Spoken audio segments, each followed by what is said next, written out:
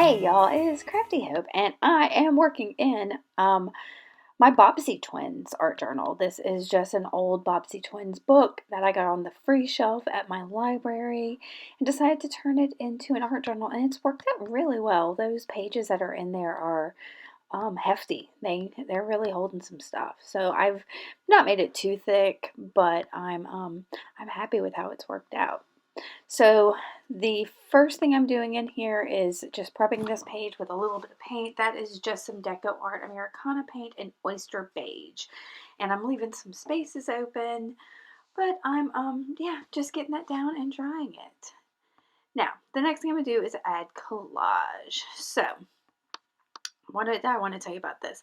I'm going to be trying something new today, and well, inspired by a lot of the YouTube videos I've been watching from other people and all of that, and just kind of this urge to do certain techniques. So this first thing I wanted to do was well, I always like to collage. So what I'm doing is laying down some book pages, and I think there's a handwritten letter in there, but pieces of paper that aren't transparent or can't be turned transparent. So that's what I'm doing first, and then I'm going to layer on top of it some thinner papers that'll go transparent when I use fluid medium on it. So what I'm using for these papers is just my Uhu glue stick, and then I'm going to come in here in just a minute with some other things.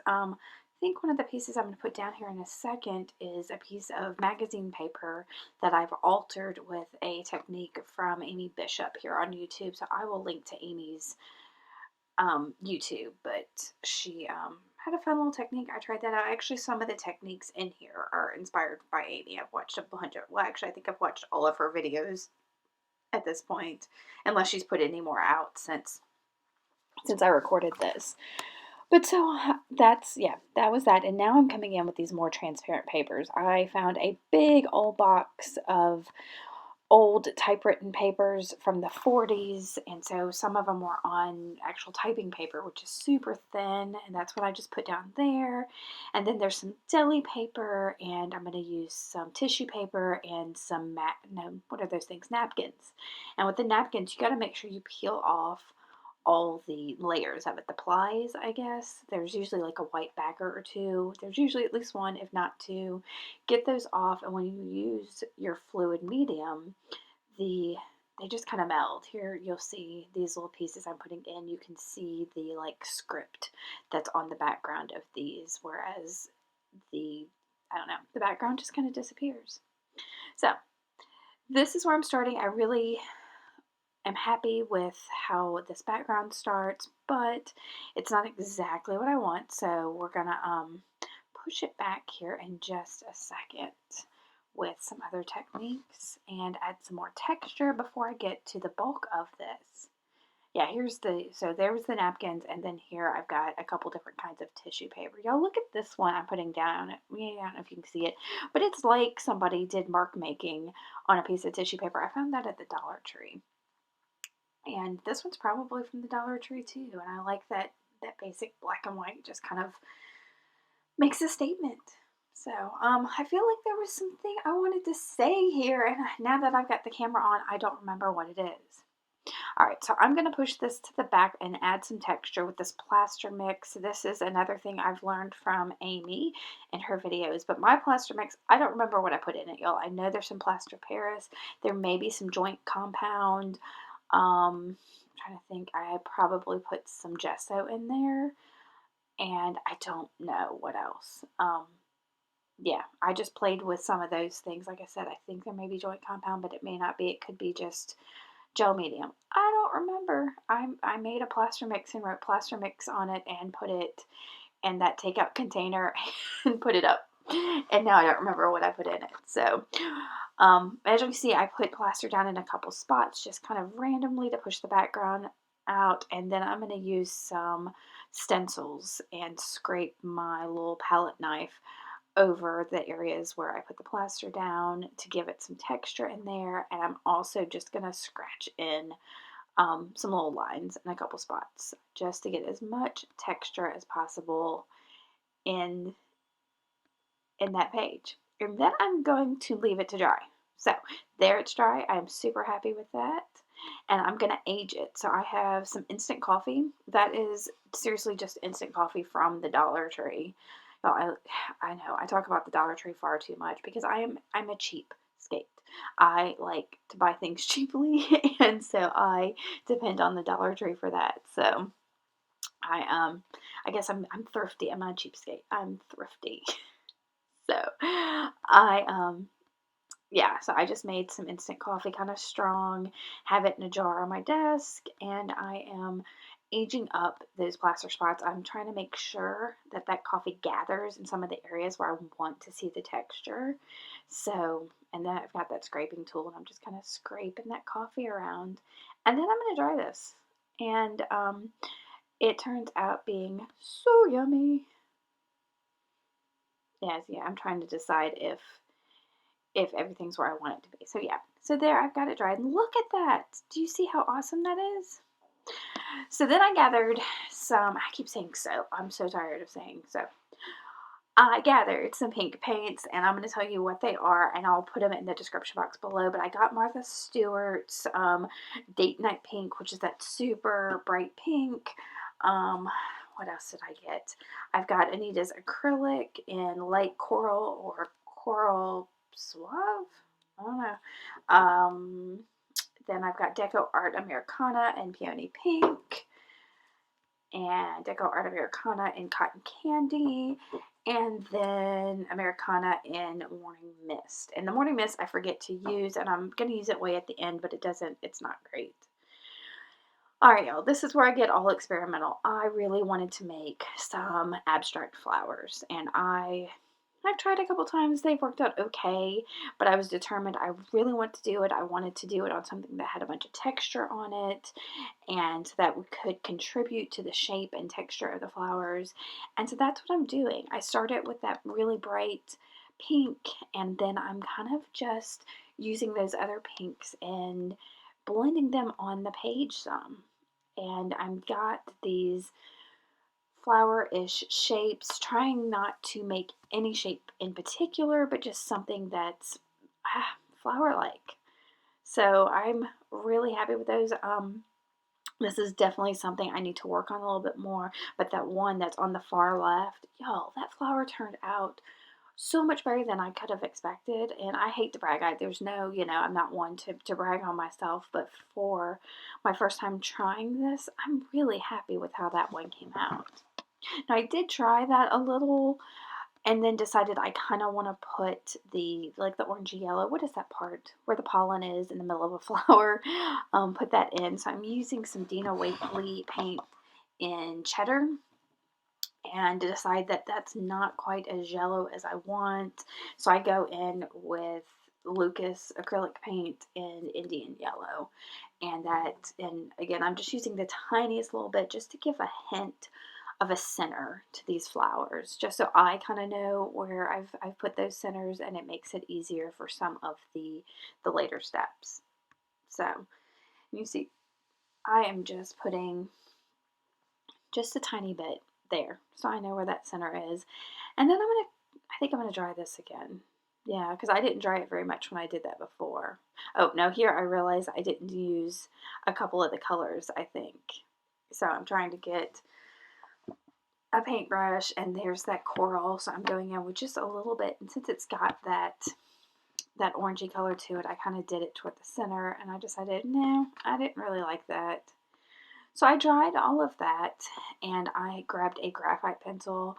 Any kind of pencil would work. This is a cheapo one, again, from the Dollar Tree, and I am really, really sketchily figuring out where the petals on these flowers are. This is, I don't know, I'm trying to not be precise with it, not trying to be too precious with it, just draw in some petals on these as loosely as I can. So that's all that is, and yeah, this one here that I'm doing, it turns out okay. I was kind of trying to go with the rose one. I'm really disappointed in myself with that one, that I made it like face forward like you would if you were doing like a kid's picture instead of most flowers don't like just face that way unless they're arranged. And this is supposed to be kind of flowers out in a meadow, maybe, just kind of growing in the yard, whatever. And those tend to be kind of more facing up. And so, at least in, the way I'm thinking of it. So, but then again, I'm still really happy with myself for having tried this all together. So, and there's why I grabbed some of that coral color, thinking, okay, well, that can be some of my highlighting to lighten this up maybe. And you see, just as soon as I put it down, I'm kind of rubbing it off of the flower because I don't really like it. It wasn't pink enough or something. It didn't, that oranginess of it just didn't seem to go with the flowers. But I'm gonna work it to death, and I don't know. It added some highlights, I guess, to these, but it's not exactly what I wanted. So yeah, I'm gonna mess around with that for a little bit. Trying to decide if I even like it, and I think I'm also gonna maybe mess with that. What did I say it was called? It was Morning Mist, which is kind of a gray, a violet gray color. I don't know. So here I am with my graphite pencil again, just trying to figure out where the stems of these flowers are gonna be. And then I go and grab a couple of greens. I pulled out two, but I really ended up only using one, which is the Folk Art acrylic paint in Classic Green. It's a good dark green.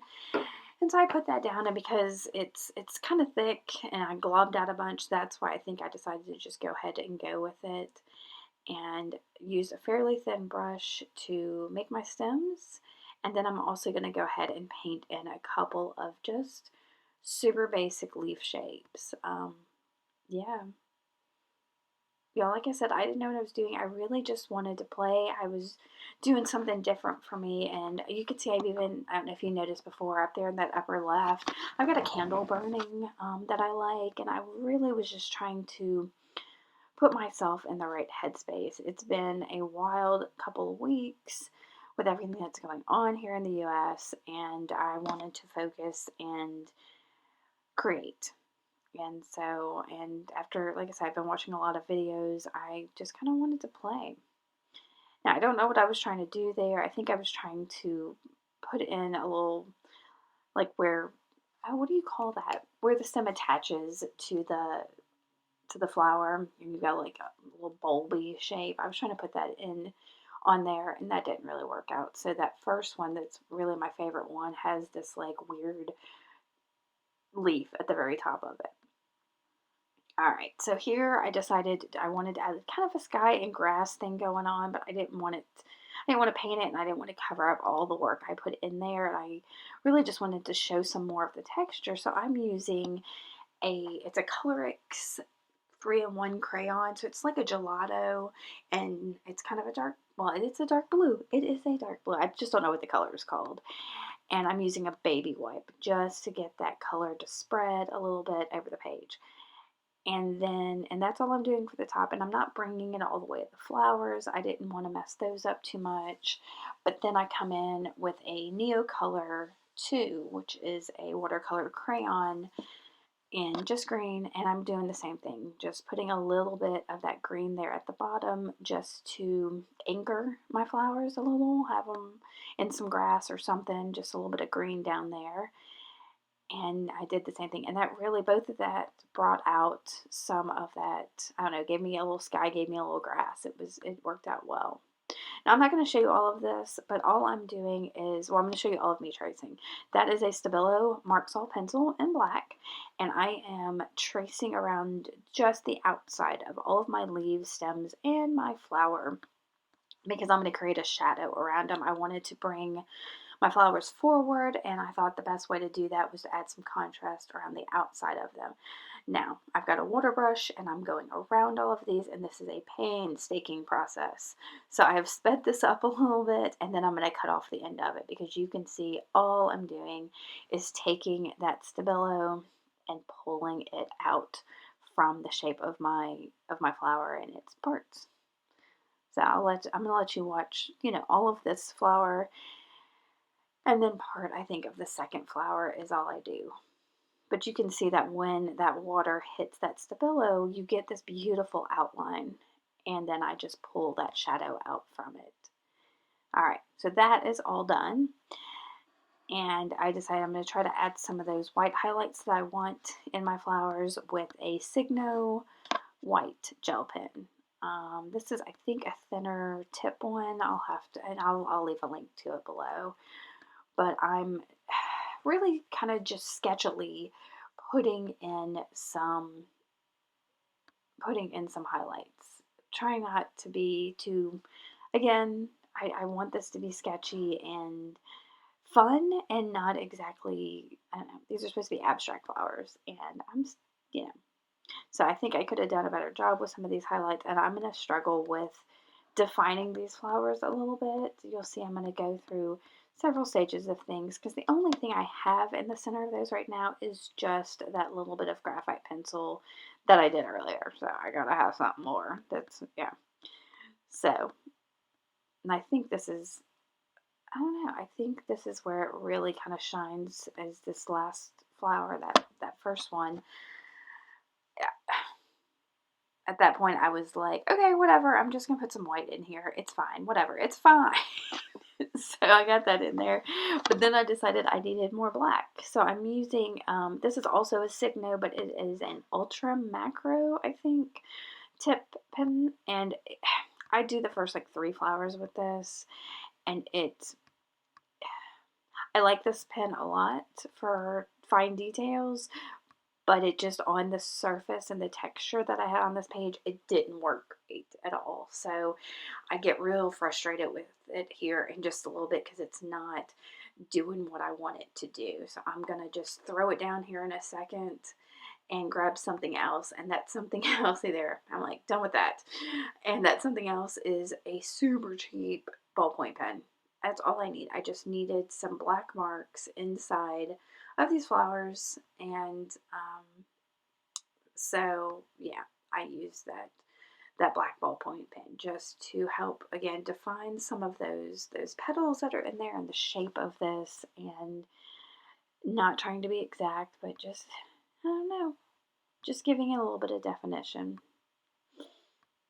And the texture on that, y'all, I really loved the sound of the pen and the pencils and everything as I was doing this, of it scraping on all of that. And I also use this to give, put lines in the middle of my leaves to give them a better shape. Alright, that is just a little bit of white paint. I think it's Michael's, what is it, Art Smart brand? Let me double check. Craft Smart, that's what it is. It's just the white paint from Michael's and the Craft Smart, which is their brand. And just using a tiny paintbrush with, and that might even be just a dry brush too, to try to get some highlights on these again. Like, I've got the white on there, but the white pen on there, but I wanted a little bit of white paint. And once I get the white paint on there, I'm going to decide that it's too white. So I'm going to grab another, I may even just use that brush I'm using. And I think I accidentally dunked it into my coffee and realized, oh, that would help darken that up. So that's exactly what I'm doing, is I'm going to put a little bit of that, what's it called? Instant coffee on top of some of that, just to not have that white be so stark white. And then I'm going to dry it super quick since I've got coffee on it. And I'm going to start looking for a sentiment. And this is really kind of the end of it. I am using, and I'm going to tell you what that book is. It is the Signature Collection Art by Marlene sticker sheets. I just got those. This is the first time I'm using them. So I go through and I find a sentiment that says something like, the best things in life aren't things. And since I was looking to center myself, and that was really working for me, I felt that that sentiment really worked for this page. So I'm going to put that down and just shadow the underside of them with my Stabilo. And then that's going to be it for this page, y'all. I'm glad you stuck in watching this with me. It's a longer video for me, so I appreciate y'all hanging in there while I tried something new. And what have you been trying new lately? And what videos have you been watching? I'd love to know what's inspiring you.